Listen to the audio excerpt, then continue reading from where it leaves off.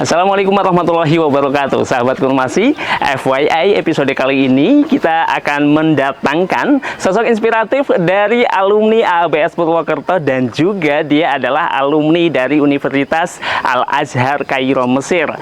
Nah, buat sahabat Kurmasi yang tertarik untuk kuliah di Timur Tengah, jangan skip video ini. Stay tune di FYI for your inspiration.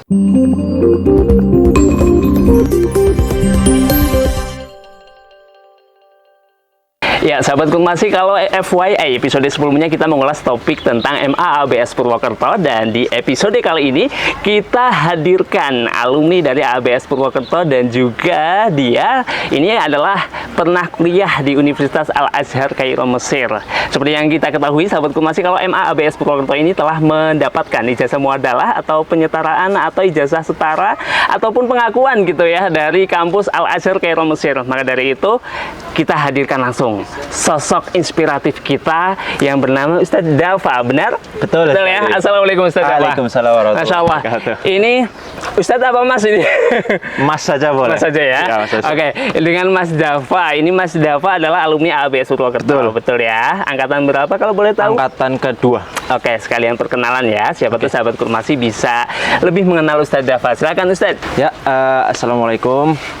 Perkenalkan, nama saya Dafa Rehansyah Mashur, bisa dipanggil Dafa. Saya berasal dari Purbalingga, Jawa Tengah.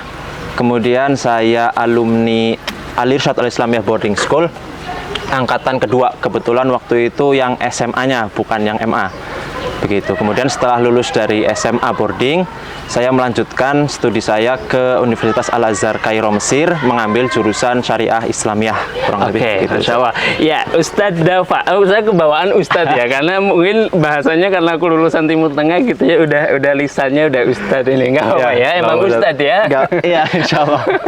Memang Ustadz. Nah, Ustadz Dafa tadi angkatan 2 ya. Betul. Angkatan 2 SMA boarding, karena memang MA boarding ini masih baru. Betul. Nah, di SMA boarding berarti tahun 2017 masuk. 17 masuk sini ya. Memang awal-awal ya, awal-awal dari ABS gitu ya. Kemudian lulus berarti di tahun 2020. Ya. Baik. Dengar-dengar juga udah lulus ya dari Universitas Al-Azhar. Ya, alhamdulillah. Betul? Udah lulus, kapan lulusnya? Kemarin di bulan November 2024 itu wisuda. Kemudian di akhir bulannya saya kembali ke Indonesia. Oke, berarti masih fresh graduate. Alhamdulillah. Menempuh berapa lama studi berarti? Kalau 4 studinya tahun berarti pas, kurang lebih 4 tahun ya. Ya, 2020-2024 ya. 4 tahun fresh graduate, baru balik ke Indonesia bulan Desember awal. Iya.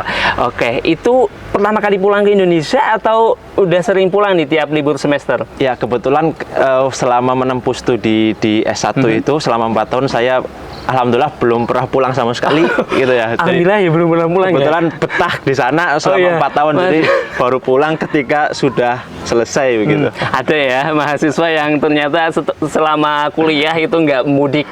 Iya. Ini dari Mesir nggak mudik 4 tahun ya, bisa dibayangkan betapa kangennya mungkin ya di kampung halaman. Nah, ini berarti udah ya Desember Januari udah ngapain di rumah ini? Kebetulan karena memang kemarin itu 4 tahun nggak pernah pulang ya, jadi saya lebih banyak pengennya istirahat dulu gitu. Untuk 1-2 bulan ini pengennya istirahat dulu, menikmati ya suasana Indonesia gitu kan. Dulu kan di Mesir kan suasananya sangat jauh berbeda dengan di Indonesia gitu. Jadi setelah 4 tahun di Mesir, saya pengen nyoba menikmati Indonesia dulu. Oke, bener sih. Kalau saya juga gitu, pasti udah 4 tahun di sana nggak pernah mudik. Pasti kan banyak perubahan di rumah ya. Betul. Pulang-pulang, rasanya udah pengen kemana aja gitu. Udah kemana aja nih? Ini masih di sekitaran sini saja di Banyumas, Purbalingga lah. Purbalingga, Banyumas ya. Atau udah ketemu sama teman-teman dulu? Ada teman-teman SMA ada ketemu yang sekitaran sini udah ya silaturahmi dikit-dikit udah ada. Oke. Atau malah udah punya project nih. Kira-kira kan biasanya mahasiswa itu orangnya itu apa ya, punya futuristik masa depan, perencanaannya matang gitu ya. Kalau saya dulu sih enggak. Nah, ini ngomong-ngomong pulang ke Indo, udah ada plan ke depan nggak? Atau kesibukan sekarang yang lagi dijalani ya Pak? Kalau untuk pribadi itu pengennya sih memang dari awal rencana pengen istirahat dulu ya kan, karena memang kemarin sudah 4 tahun di sana gitu kan, pengennya menikmati Indonesia dulu. Tapi kalau misalkan ditanya setelah itu mau ngapain gitu ya, ya mungkin pengennya terjun di bidang yang memang masih relate dengan background saya, pendidikan saya, S1 saya begitu. Kalau memang kemarin itu backgroundnya adalah syariah Islamiyah ya kan, tentang fikih gitu ya, kemungkinan pengennya sih menjadi pengajar begitu. Karena memang kalau fikih itu kan memang sangat-sangat dibutuhkan gitu ya. Fikih kan terkait dengan perbuatan kita sehari-hari begitu ya. Jadi pengennya itu mengajarkan bagaimana sih kita ketika beribadah sesuai dengan tuntunan fikih gitu. Dimulai dari mungkin dari tingkat yang SMP atau SMA begitu. Jadi memang pengennya terjun di bidang pendidikan gitu, menjadi pengajar gitu.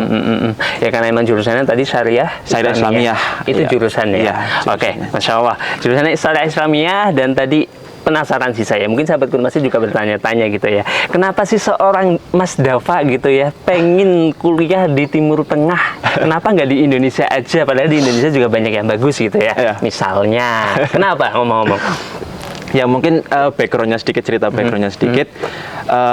Kebetulan saya itu dari kecil memang lebih dominannya itu sukanya matematika malah. Oh, ya, dari kecil. Tapi kenapa? Ya itu pasti ada ceritanya nih. SD, SMP itu memang ya punya ketertarikan ke matematika begitu. Ilmu-ilmu sainsnya itu lumayan lah begitu. Kemudian ketika SMA gitu kan ya, kan tadi SMP-nya itu saya kebetulan di SMP negeri, bukan di pondok atau di sekolah yang Islam gitu. Kemudian di SMA dari orang tua ingin untuk lebih mempelajari agama begitu, maka dimasukkan ke sini, ke SMA boarding begitu kan. Nah setelah 3 tahun di SMA boarding ternyata merasakan saya merasa butuh pemahaman Islam yang lebih dalam begitu. Niat awalnya memang untuk diri saya sendiri begitu kan, apalagi tadi ketika saya belajar syariah Islamiyah tentang fikih tadi kan, itu saya rasa manfaatnya itu sangat terasa untuk diri saya sendiri begitu. Yang awalnya seperti itu. Jadi waktu itu saya merasa saya ada kemampuan untuk melanjutkan studi di sana di Timur Tengah gitu ya, dengan modal bahasa Arab dan juga dengan ilmu agama yang didapat di SMA. Ya kenapa tidak gitu waktu itu. Ketika ada jalannya gitu, waktu itu kayaknya ya bismillah lah, kayaknya bisa begitu kan masuk ke Timur Tengah. Kemudian juga disupport sama orang tua ya kan, terutama itu dari orang tua, terutama bapak itu sangat ingin anaknya itu buat ke Timur Tengah begitu. Jadi ya udahlah, dari diri sendiri juga ingin, dari orang tua juga alhamdulillah meridoi gitu ya. Jadi ya udahlah bismillah berangkat begitu. Luar biasa ya. Udah memang dari orang tua, kemudian dia juga meyakinkan diri sendiri gitu, mendapat ilham bisa dibilang gitu ya, masuk SMA boarding dapat ilham, tertarik untuk kuliah di Timur Tengah gitu ya. Ngomong-ngomong, sejak awal masuk berarti udah tertarik pengen di Timur Tengah atau ternyata baru di tengah-tengah? Nah, itu malah perubahannya itu malah di kelas 12 di pertengahan tahun, jadi di sekitar Desember gitu. Ya mepet banget ya. Waktu itu kan ceritanya masih zaman-zaman istilahnya SNMPTN ya. Oh iya. Nah, waktu itu saya mau ngambilnya itu kebetulan ekonomi syariah. Jadi menggabungkan yang ada matematikanya dan juga ada ilmu agamanya gitu lah ya. Jadi mengambil waktu itu ekonomi syariah begitu. Cuman waktu itu saya agak galau. Kenapa? Karena SNMPTN kan harus diambil ya. Kalau misalkan nggak bisa, kalau ternyata diambil dan keterima dan nggak diambil kan malah jadi menyusahkan generasi selanjutnya begitu kan ya. Nah waktu itu saya berpikir ya udahlah, daripada SNMPTN masih yang 50-50 gitu ya, belum pasti gitu ya, mending dimantepin aja sekalian begitu di kelas 12 itu ya kan. Setelah diskusi sama orang tua, sama guru juga di sekolah gitu ya, meyakinkan kalau insya Allah ternyata saya itu punya kemampuan begitu ya. Ya udahlah bismillah, saya SNMPTN-nya saya tarik begitu ya. Saya all in ke Timur Tengah aja gitu. Luar biasa. Dan saya salutnya nih sama Mas Dafa ini. Tadi kan SMP-nya negeri, kemudian SMA, dan bisa dalam 3 tahun itu berarti jago bahasa Arab gitu loh. Kan kuliah di Timur Tengah full bahasa Arab kan? Full bahasa Arab. Nah, luar biasa banget ya. Yang tadinya suka eksak, matematika, sains, kemudian bisa mempelajari bahasa Arab dalam waktu yang singkat 3 tahun gitu ya. Luar biasa. Oh. Oke, sekarang ngomongin flashback ke zaman-zaman kuliah. Saya juga penasaran sih kalau suasana kuliah di sana di Timur Tengah itu seperti apa. Sama nggak sih kayak di Indonesia? Coba ceritain dong. Yang paling terasa bedanya gitu ya ketika kuliah di Timur Tengah dan di Indonesia jelas bahasa pengantarnya ya. Bahasa pengantarnya begitu kan yang pertama itu. Karena memang ketika kita kuliah di Timur Tengah yang mana mereka itu bahasa ibunya adalah bahasa Arab, tentu saja kita menggunakan bahasa Arab selama perkuliahan di sana begitu. Terus kemudian kalau untuk sistem perkuliahannya sebenarnya sama begitu ya. Mungkin untuk hari masuk kelasnya ya sekitar 4 atau 5 hari dalam satu pekan begitu. Kuliahnya pun bervariasi dari jam 8, jam 9 sampai jam 2, jam 3 begitu. Jadi ya kurang lebih kalau dibilang mirip sama di Indo ya mirip-mirip lah kurang lebih begitu sih. Sistem kuliahnya mirip ya, gitu cuman ya. Mungkin untuk perbedaannya kalau di Al-Azhar sendiri begitu ya, itu tidak menerapkan adanya skripsi, ujian skripsi itu tidak ada gitu. Sidang skripsi, menulis skripsi itu nggak ada gitu. Jadi kita murni setiap semesteran ujian setiap semester gitu ya sampai semester ke-8 habis itu lulus. Oh gitu. Iya, enak jadi, ya, Bi, nggak ada ujian untuk membuat syarat kelulusan nggak gitu, ada, nggak ada ya. kelulusan membuat skripsi nggak ada ya. Yang penting setiap semester ada ujian, ada hasilnya ya, gitu ya. Oke. Gimana? Tertarik nggak kuliah di sana? Nggak usah mikirin skripsi. Oke, oh ternyata gitu ya. Kalau gitu saya dulu kuliah di sana nggak usah mikirin skripsi, harus mikirin setahun, bisa aja yang sampai mokok-mokok 3 tahun, 2 tahun. Oke, selanjutnya ngalamin culture shock nggak? Maksudnya kaget gitu loh. Kayak misalnya kan di Indonesia budayanya kayak gini, tahu-tahu di sana atau sebelumnya kan belum pernah kayak ke Timur Tengah atau udah pernah? Alhamdulillah waktu itu kan overseas, program iya, overseas di SMA benar, boarding kan full 3 bulan di Mesir gitu. Jadi waktu itu ya pertama sampai pun ya masih agak ada memori-memori sedikit lah tentang Mesir itu kayak gimana gitu. Jadi ya dibilang culture shock banget ya enggak. Tapi ya pasti mendapatkan hal-hal yang baru gitu kan. Apalagi kalau misalkan kemarin overseas kan full bersama asatidah, bersama musyrif gitu ya, dipantau gitu. Kalau misalkan udah kuliah kan terjun langsung ke masyarakatnya begitu ya, bergaul, berinteraksi dengan masyarakat gitu ya. Jadi ya pasti ada hal-hal yang baru begitu. Benar-benar sendiri. Oh ya, saya baru ingat. Oh ya benar, kalau di SMA boarding itu ada overseas ya. Jadi ini emang bisa menjadi ya buat latihan juga ya, yang pengen kuliah di Timur Tengah gitu ya. Apalagi kemarin waktu itu di Mesir juga ya. Oke, benar. Jadi nggak banyak ngalamin culture shock gitu ya. Siapa tahu awal-awal masuk di sana di asrama atau kos? Kebetulan ngontrak, sistemnya kayak ngontrak rumah begitu sama teman-teman. Sistemnya ngontrak, siapa tahu kan di kamar gitu sendiri, bingung. Tapi ada satu angkatannya nggak sih yang di sana? Alhamdulillah kalau dari angkatan saya begitu kan, saya angkatan kedua SMA. Alhamdulillah waktu itu walaupun kita pertama kali dari SMA boarding berangkat ke Mesir, alhamdulillah waktu itu kita langsung berdelapan yang berangkat ke Mesir gitu. Jadi alhamdulillah dimudahkan oleh Allah, jadi langsung 8 begitu, ya alhamdulillah. Jadi banyak gitu ya, jadi nggak yang sendiri terus bingung atau bagaimana gitu ya. Alhamdulillah ada teman buat ya saling curhat-curhat kalau misalkan nemu pengalaman unik atau pengalaman apa begitu yang baru gitu, ya masih ada teman ngobrolnya begitulah. Dan saya kan belum ada di sini ya saat zamannya Mas Dava di sekolah di sini. Nah, itu angkatan 1 ada yang udah di sini, udah di Timur Tengah? Angkatan 1 itu ada tapi di Jordan, di Yordania. Oh, di Yordan. Kalau di Al-Azhar berarti alhamdulillah yang pertama. Iya. Yang pertama. Angkatan. Mantap mengawali ya. Luar biasa, dan sekarang sudah sampai ke angkatan ke-6 ya. Betul, luar biasa. Oke, selanjutnya saya penasaran di Al-Azhar, karena ini kan Al-Azhar ya. Al-Azhar Kairo Mesir. Betul. Sekolahnya itu gratis apa enggak sih? Alhamdulillah ketika kita berkuliah di Al-Azhar itu alhamdulillahnya kita dibebaskan dari yang namanya biaya pendidikan begitu. Itu termasuk apa biaya pendidikan di sana itu apa sih? Maksudnya ya, SKS kalau di sini SKS, gitu ya. Terus yang mungkin ada uang pangkal mungkin begitu ya, itu dibebaskan sama Grand Sheikh-nya begitu. Jadi memang untuk wafidin atau mahasiswa asing itu dibebaskan 100% begitu. Walaupun dia itu bukan penerima beasiswa gitu. Sampai yang bukan penerima beasiswa pun dibebaskan dari biaya-biaya seperti itu. Tapi itu khusus untuk yang memang mengambil rumpun agama.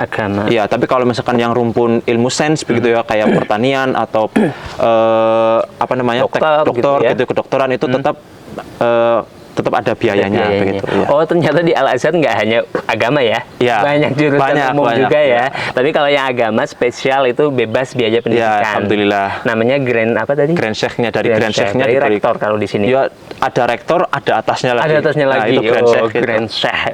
Grand bahasa Inggris, Sheikh bahasa Arab. Oke. Oh, berarti kalau dapat di sana ya biaya yang dikeluarin buat biaya hidup ya? Ya, kebanyakan ya untuk biaya hidupnya betul. Paling sama mungkin penunjang kuliah seperti buku-buku paling sih. Iya. Mahal nggak sih biaya hidup di sana?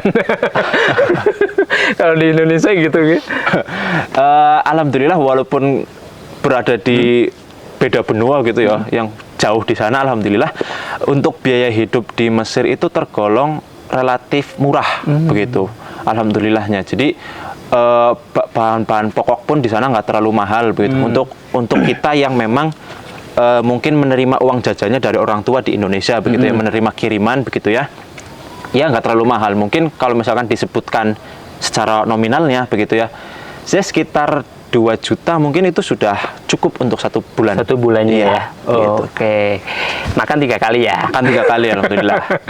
Oke, di sana di Mesir ternyata biayanya nggak jauh beda. Di sana masak apa beli semua?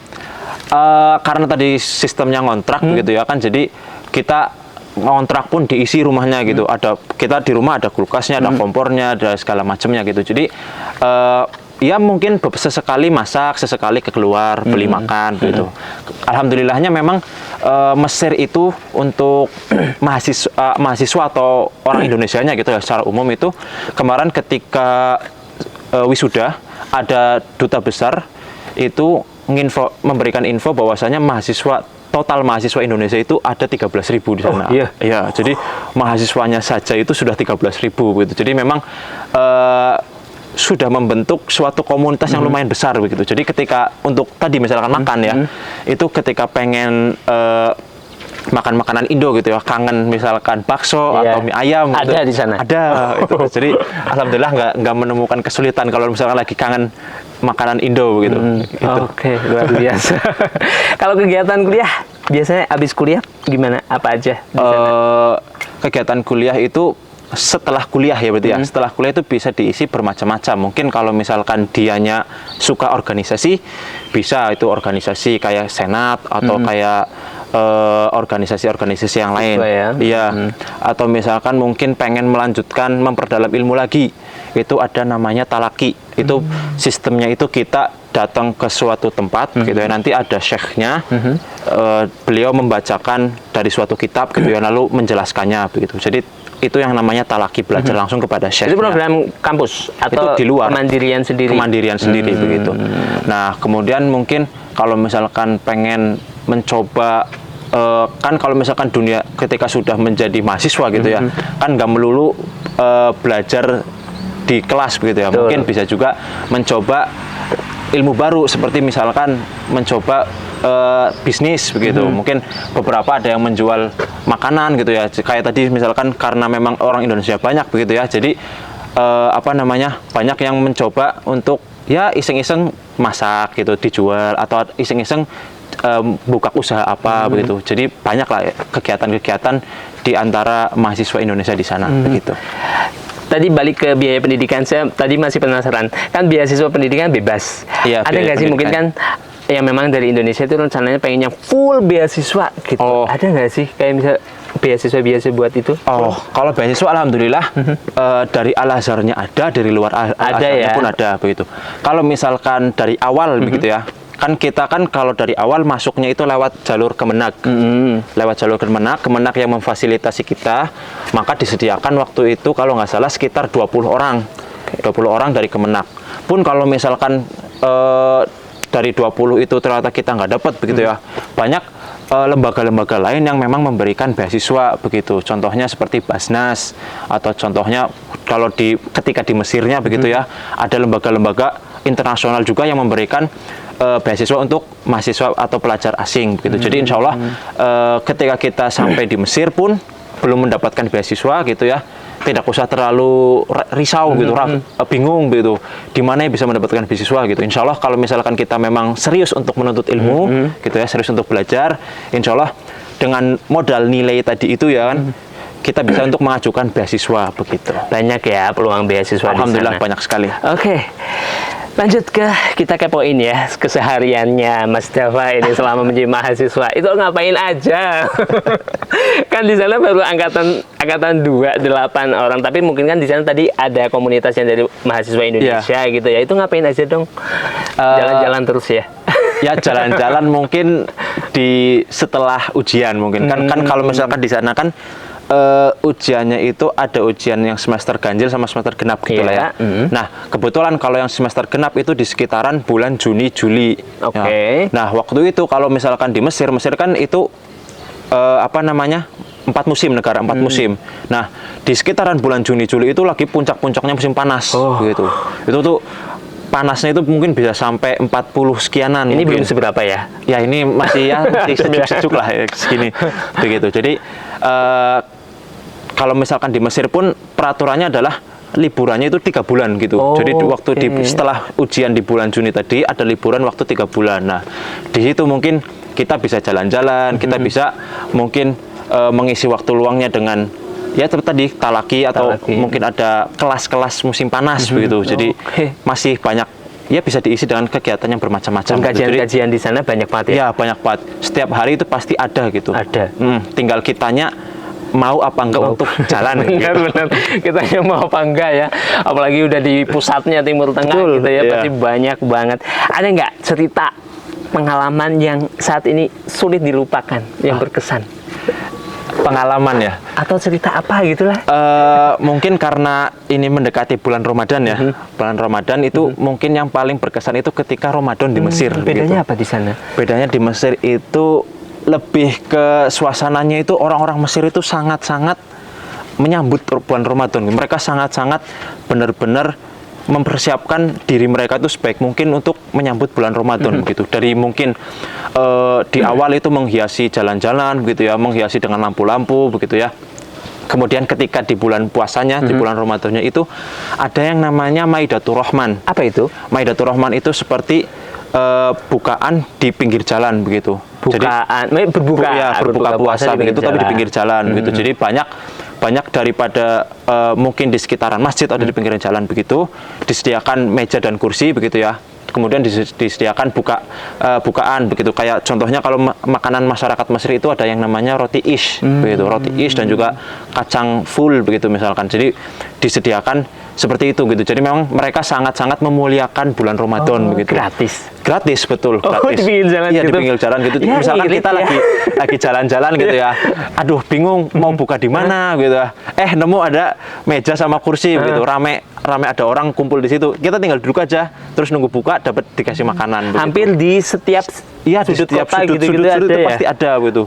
Belum lagi terhitung kalau misalkan kebaikannya orang Mesir ketika di bulan Ramadan itu. Jadi mereka gampang banget untuk memberikan gitu, gampang banget untuk memberi, gampang banget untuk bersedekah, berinfak begitu. Mereka sangat-sangat mudah begitu, murah hati begitu. Jadi memang pengalaman ketika di Mesir itu salah satunya adalah ketika Ramadan mereka sangat-sangat memuliakan begitu, sangat-sangat memaksimalkan usaha mereka di bulan Ramadan begitu. Jadi ya alhamdulillahnya bisa mendapatkan pelajaran langsung bagaimana sih sebagai seorang muslim itu seharusnya kita bersikap, berbuat di bulan Ramadan itu sangat-sangat tercerminkan dari perilakunya orang Mesir gitu. Banyak takjilan di sana, nggak usah beli ya. Kalau di sini Indonesia sih ada, kita biasanya mahasiswa kalau bulan Ramadan kan ke masjid-masjid yang memberikan makanan-makanan takjil gitu ya. Kalau di sana pinggir jalan banyak ya. Malah. Luar biasa. Itu kemudian masjid pasti ramai banget ya. Pasti. Ramai banget. Lebaran di sana? Lebaran di sana pun ya pasti ramai begitu. Ada yang berbeda? Kalau kita Lebaran di sini kan silaturahmi halal bihalal dulu. Antum gimana? Oh, kalau kita karena memang kita pendatang begitu, jadi ya paling kita berkumpul sama sesama pendatang aja sih, sama orang Indonesia begitu. Mungkin kalau di sana kan ada komunitas-komunitas berdasarkan daerah gitu. Kayak misalkan saya dari Jawa Tengah begitu, ada komunitas Jawa Tengah, Jawa Barat, Sumatera Selatan, Sumatera Utara begitu. Jadi memang mungkin perkumpulan berdasarkan itu tadi kumpulan begitu. Daerah gitu ya. Perkumpulan daerah aja. Tapi punya teman asli orang situ nggak? Kalau temen yang akrab sih enggak, cuman mungkin ya yang kenalan di kuliah aja begitu. Ada, ya? Mungkin interaksi di kuliah aja gitu. Cuman yang sampai yang akrab banget itu enggak punya sih. Oh, nggak punya ya?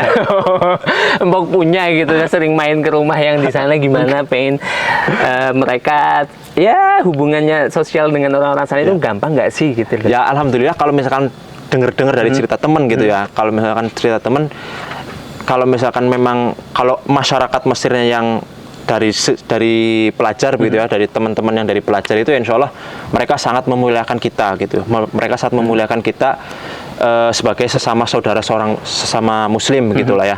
Tetapi ya mungkin ada beberapa cerita begitu ya, nggak selamanya masyarakat Mesir itu baik gitu. Jadi memang kita sebagai pendatang gitu ya di luar negeri, di negeri orang, kita harus pandai-pandai memilih gitu, bagaimana yang kira-kiranya baik untuk kita ya kita ambil, mana yang buruk ya kita tinggalkan gitu. Di sana nggak ngalamin susah komunikasi dengan warga sana ya? Bahasa Arabnya udah bagus ya. Oh ya, kalau untuk komunikasi untuk di perkuliahan sih alhamdulillah menggunakan bahasa Arab yang resmi, yang fusha gitu. Tapi kalau misalkan komunikasi misalkan belanja di warung gitu ya, atau ngobrol sama orang Mesir di jalan gitu ya, pedagang gitu, atau apa gitu, itu menggunakan bahasa pasar atau bahasa amiyah. Nah itu tuh kalau misalkan kita dengerin gitu ya, walaupun kita sudah biasa dengar yang fusha, yang resmi, ketika dengar orang Mesir ngomong langsung gitu ya, itu kayak, hah, ngomong apa sih mereka? Ngomong bahasa Arab? Mereka ngomong bahasa Arab atau bukan gitu?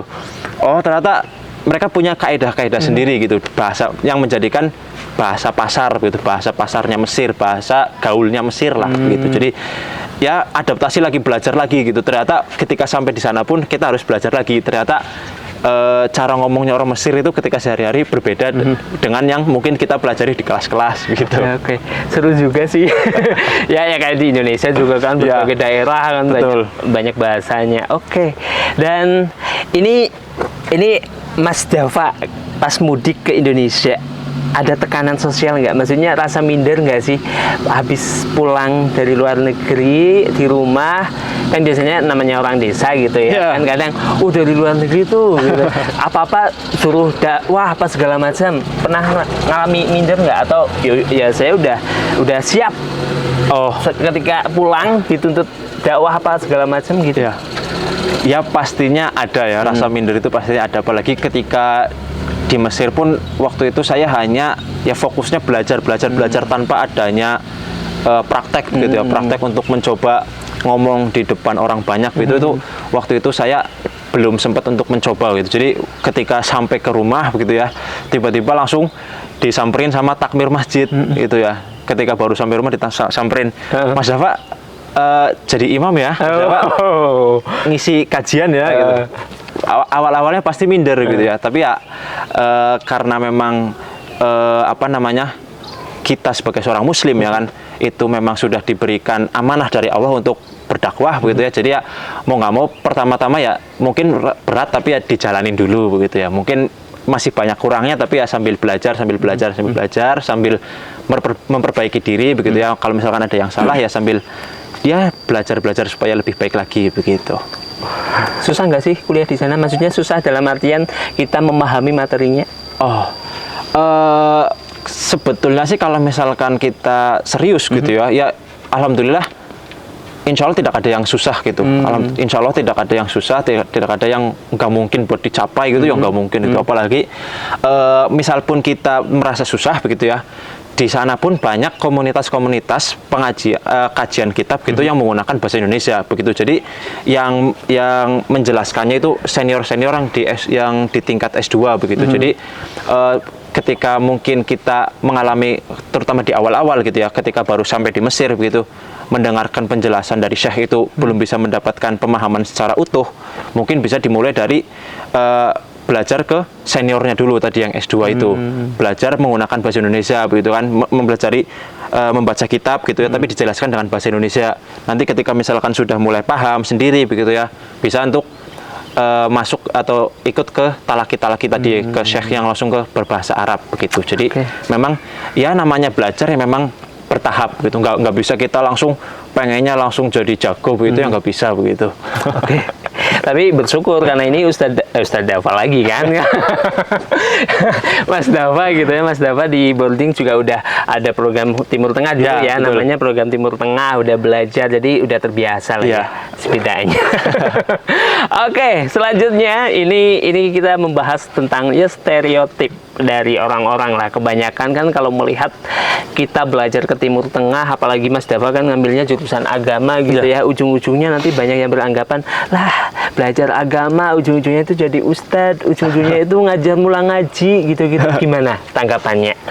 Ya sebenarnya seperti itu ya nggak sepenuhnya salah ya, kan karena memang ekspektasi orang-orang pasti kan belajar jauh-jauh ke sana, belajar agama ya pasti yang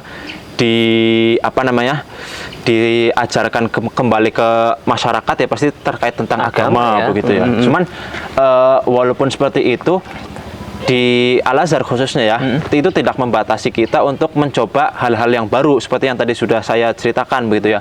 Mungkin kalau misalkan kita ternyata punya passion di usaha bisnis apa gitu ya, mencoba membuat suatu produk begitu ya, itu tidak menghalangi kita untuk melakukan hal tersebut begitu.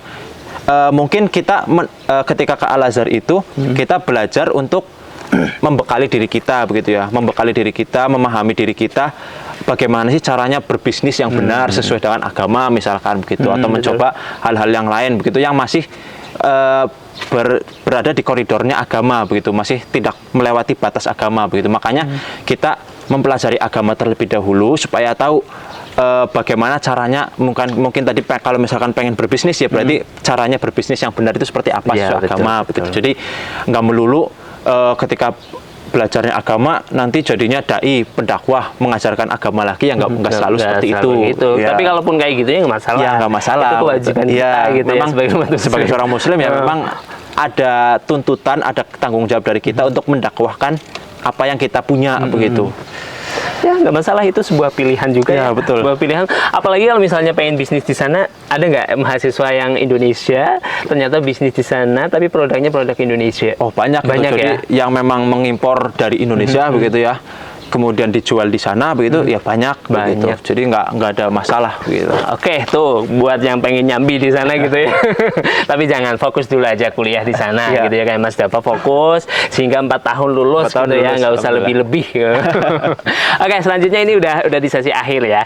Coba Mas Dava ada pesan nggak buat sahabat Kurmasi yang pengen kuliah di sana, ataupun bebas lah buat sahabat Kurmasi? Bismillah, sedikit pesan dari Ana mungkin ya untuk teman-teman gitu ya, adik-adik Ana yang memang ingin melanjutkan studinya itu di Timur Tengah begitu ya. Yang pertama pastinya adalah kita untuk meluruskan niat kita gitu. Untuk meluruskan niat kita bahwasanya kita itu menuntut ilmu begitu ya, itu semata-mata karena Allah gitu, bukan karena kita ingin dipandang sebagai ustadz begitu, atau kita ingin dipandang sebagai seseorang yang terkenal karena agamanya begitu. Jadi memang yang pertama kita harus meluruskan niat kita terlebih dahulu bahwasanya kita itu membutuhkan yang namanya ilmu agama begitu.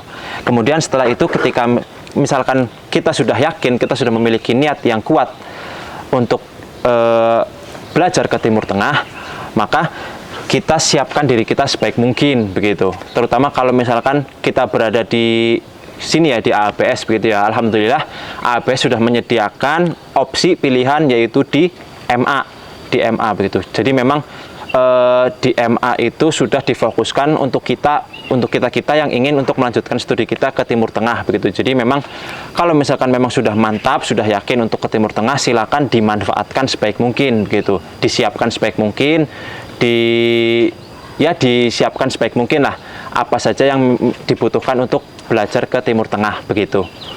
Oke, Masya Allah ya, ternyata gitu ya sahabat Kurmasi, kuliah di Timur Tengah itu semenyenangkan itu. Ini loh buktinya gitu ya. Saya juga jadi pengen kuliah di Timur Tengah. Dan ini ngomong-ngomong, alumni ABS ini mau nggak ngabdi di ABS? Insya Allah kalau rezekinya ya mau ya. Dan memang cita-cita dari awal kan pengen terjun di dunia pendidikan gitu ya, apalagi di ABS yang ngabdi ya. Ketemu lagi sama guru-guru gitu ya. Insya Allah. Masya Allah, terima kasih Ustadz Dava, Mas Dava ya. telah menyempatkan waktunya kita sharing buat adik-adik ya untuk yang pengen kuliah di Timur Tengah, karena banyak Mas Dava, banyak adik-adik antum ya angkatan seperti sekarang angkatan berapa? 8, 9, 10 gitu ya. Oh, ya? Banyak yang pengen ke Timur iya? Tengah. Dan sekarang itu banyaknya nggak hanya menyasar ke Al-Azhar gitu ya, banyak yang pengen di kampus-kampus lain, gitu. UIM betul, juga. Betul. Oke, jadi sahabat Kurmasi, sekali lagi ini bukti ya kalau emang di Al-Azhar itu nggak mahal ya, nggak mahal lah, sama kurang lebih di Indonesia gitu ya, apalagi biaya pendidikannya gratis. Jadi untuk sahabat Kurmasi yang pengen kuliah di Timur Tengah, sekolahnya di MA ABS Purwokerto ya. MA sekarang itu MA ABS Purwokerto, kalau dulu kan SMA Program Timur Tengah. Yeah. Kalau sekarang pengen kuliah di Timur Tengah itu masuknya ke MA ABS Purwokerto. Kalau SMA itu ke yang umum. Nah, sekarang udah dispesifikasi. Betul. Gitu. Jadi lebih jelas gitu ya, lebih enak. Nah, SMA fokus yang lain gitu. Oke, langsung aja daftar di website ABS www.aabs.sch.id atau juga dapat kunjungi di sosial media ABS @AABS Purwokerto. Kunjungi aja Instagramnya, Facebooknya, YouTube-nya, TikTok juga ada. Silahkan, atau langsung DM aja. Sekarang sudah masuk di gelombang kedua, jadi jangan sampai kehabisan kuota. Langsung saja klik daftar di ABS Purwokerto. Gitu. Ya, Mas Dava, terima kasih sekali lagi. Masya Allah, thank you telah menyempatkan waktunya untuk hadir di FYI episode kali ini. Kita insya Allah bisa tanya-tanya lagi, apalagi kalau misalnya di ABS gitu ya. Nanti bisa sharing-sharing banyak lagi tentang program Timur Tengah, tentang MAABS, tentang ABS Purwokerto. Saya Ahyan Putra, Mas Dava, dan juga segenap kru yang bertugas pamit undur diri. Terima kasih atas kebersamaan Anda. Wassalamualaikum warahmatullahi wabarakatuh. Salam Kurmasi.